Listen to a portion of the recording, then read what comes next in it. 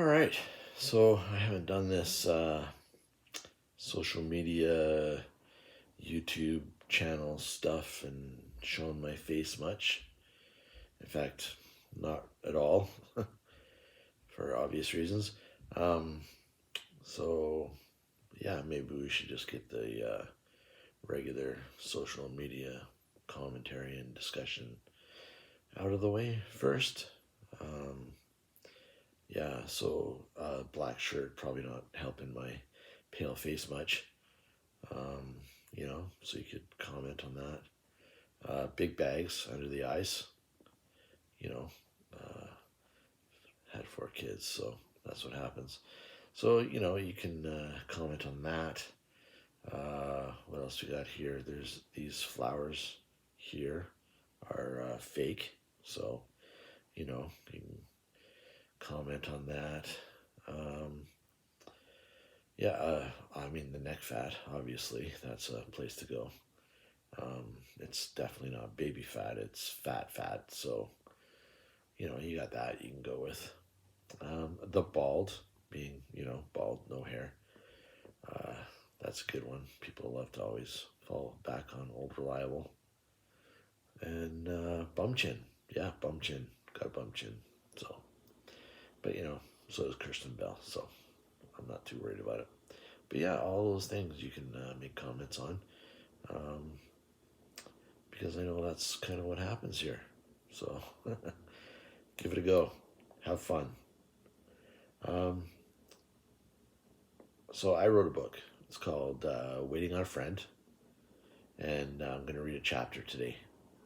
Um, it's a story about 2 boys, one Indigenous and one white, and they both have to navigate high school together. And they do this facing, racism, abuse, um, and mental health, which is not an easy task.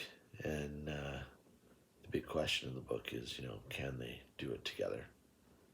So um, I wrote this book, kind of just started as writing things down that had kind of happened to me in my life. And, making stories is kind of therapy. Uh, and then a structure kind of seemed to unfold where a book could be made. So, maybe 25% of it are actual stories of things that have actually happened. And the rest is, fictionalized for plot purposes and to make it interesting because, quite frankly, my life just is boring. So, there'll be things in here that are true and there'll be things that are not true. Like, I was not a quarterback, obviously. Um, things like that. But I did have a very good friend growing up, and he was Indigenous, and we had a lot of fun together. He's a great guy. He did the cover art for this book. So, yeah. Um, this chapter is called Where the Streets Have No Name, and it's where 2 boys, Ethan and Brady, meet for the first time. And they meet at a father and son church camp. So, yeah, it's called Where the Streets Have No Name, and we'll just get right into it. So, the Volkswagen van they rode in would be considered a classic, or even an antique, were it not for the fact it was a piece of junk.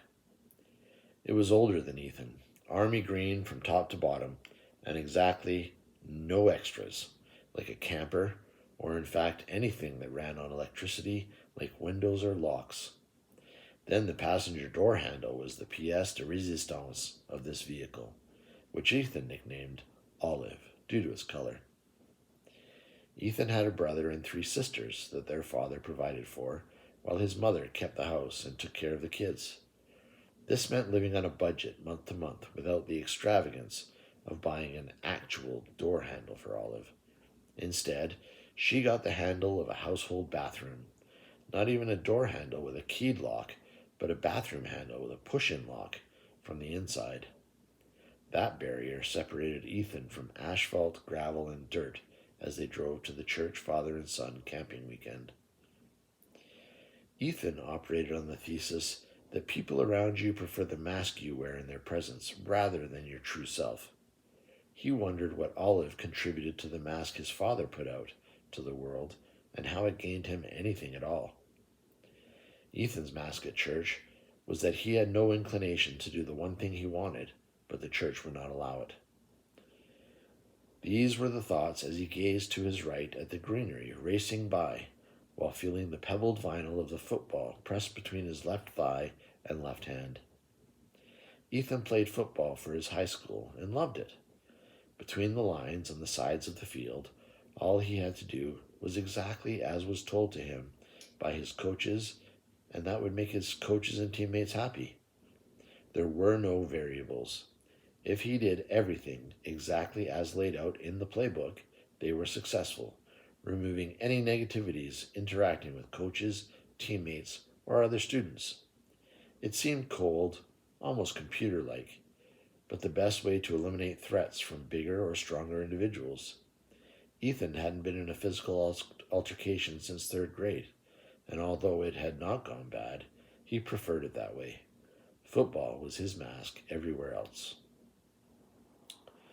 However, there was a new variant thrown at him by his father. A new kid was in town, went to the same church, and his father asked him to befriend him, making his transition into a new neighborhood and school easier. Ethan wondered if other fathers had told their kids to be nice to him, so he didn't feel left out. Brady was the new kid's name, and Ethan's father felt it was important because the school was mostly white and the new kid was native. I'm pretty sure you can't say that anymore, Ethan thought to himself.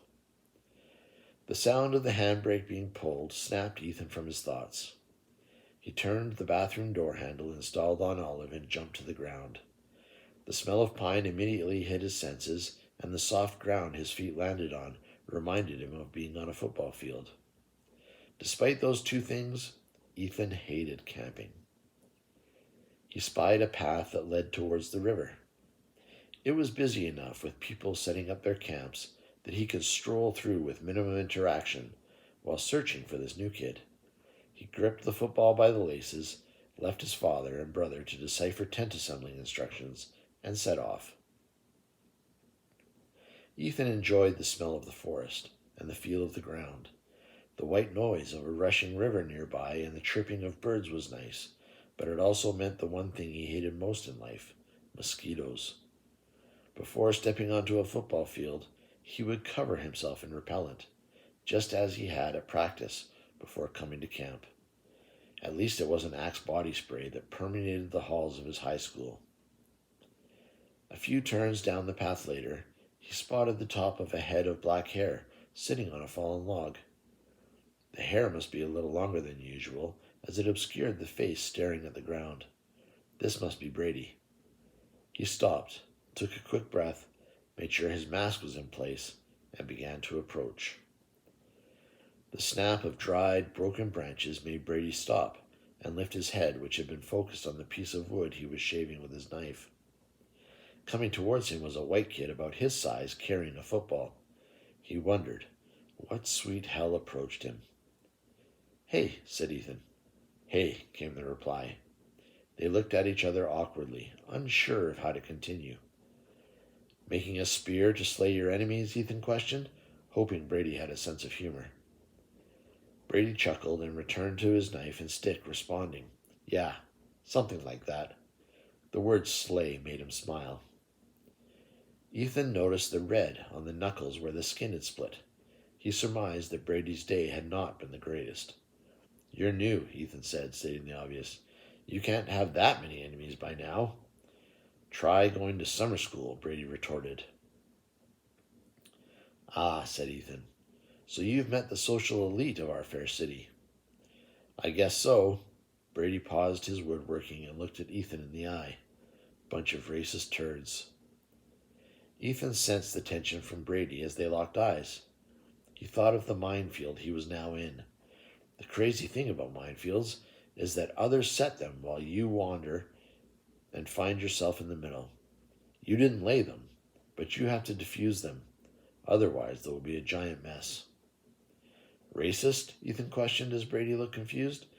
I thought racism ended when the NFL put end racism in their end zones. The smirk giving away his hopeful use of humor to diffuse any potential explosions. Brady thought such a stupid comment couldn't possibly come from someone with malicious intent. No, it didn't, he chuckled. Still happening. Ethan breathed a sigh of relief internally when Brady laughed. Sensing a slight pathway through, he stepped a little closer. Sorry to hear that. It would help if you didn't worry about kids at summer school, though. They're not exactly reflective of what you'll find at our school. It's small, and everyone's on social media, so they won't even recognize your skin color. No? Brady questioned. Not because your school is so woke? This was a purposeful question by Brady that would tell him a lot. If Ethan answered that the school was woke, he was blind. If he said that they weren't, then there was a possibility he was an honest guy. Brady's head and shoulders moved backward, caught off guard by the response. Woke? Ethan questioned, slightly puzzled. Isn't that where all things bad were created and imposed by colonists to suppress and control, as well as nothing is black and white anymore? Everything is on a spectrum and can't be put in a box. Isn't that what woke is? A wide-eyed Brady began to shift his expression to confusion while slowly nodding. Sure, let's go with that. No, our school is not woke. I don't know if I'm woke. All I know is you and I are both trying to get through high school and figure out life. That's hard enough, and I need all the friends I can get from day to day. I don't have time to be racist or worry about being woke. Well, I'm glad your life is so straightforward, Brady responded. I have a few extra things I have to worry about, just because of how I look. Yeah, Ethan said. That's no fun. Can I sit? Sure. Brady returned to his stick, and Ethan tossed a ball in his hands while thinking about what he could do. He knew what it felt like not to feel accepted, and that for sure wasn't as bad as what this kid was going through. He wondered if there was anything to ease this new kid's feelings as he spun the football in his hand. He caught the ball and stared at it. Maybe if he could get Brady between the lines where Ethan felt safest, it would do the same for him. Ethan lifted his eyes and looked forward. He said, What if you came and played football? Football? Yeah, football. I play quarterback, and you could come play. You? You're a quarterback? Don't take this the wrong way, but you're not tall and do not look athletic. I know. The nurse who gave me my physical said I was deceptively fit. Isn't that funny? Talk about a backhanded compliment. Big white boys don't seem the most tolerant. For sure, Ethan said. I'm a perfect target for a bully. Small, chunky, but in the team, nobody cares. You just have to do exactly as the coaches say, and nobody cares if you're good at it. I'm not tall or athletic, but I do exactly what my coach wants, and more times than not, we're successful. When that happens, nobody cares what you look like or who you are. I'd be hung by my underwear somewhere if I didn't play. Brady looked forward and thought, could it be true? It's not a solution, but it is a distraction. And if nobody bullied this small, chunky white kid that sat next to him, then just maybe... Is it too late? He asked as his thoughts trailed off. No. We've been practicing for a couple weeks, but we're a small school, so we don't cut anyone. Coaches love me, so I'll vouch for you and you're in. Our first game is next Friday, and that's more than enough practice time for you. Thoughts of scoring touchdowns to screaming crowds rushed through Brady's brain. Sure. Should we coordinate our touchdown celebrations? Ethan chuckled. No, you'll be playing defense. You have to cover everyone in your area and hit them hard if they come at you. No, I can score touchdowns. Ethan chuckled and tossed him the ball. He stood up and walked a few steps away. Run around me, he instructed. Brady rose, put the ball in his left arm, and ran at Ethan. He wondered why this white kid wasn't in a pose or running at him. As he got closer, he cut to the right. A smile came over Ethan's face. This was precisely what he thought would happen. He stood there watching, and as Brady ran by his left, he raised his left arm and punched the ball between Brady's arm and body. It popped down and hit the ground. Bouncing up, Ethan grabbed it and turned around. Brady took a few more steps and realized he no longer had the ball. He turned to see the chunky white kid smiling and holding the ball, much like a waiter bringing a tray. "That's why you'll play defense," Ethan said with a confident smile. Realizing what he meant and glad it was just him and Brady, he rested his hands on his hips. "Okay, defense." "Good. We're going to have fun." "Sure we are," Brady said as he walked toward Ethan.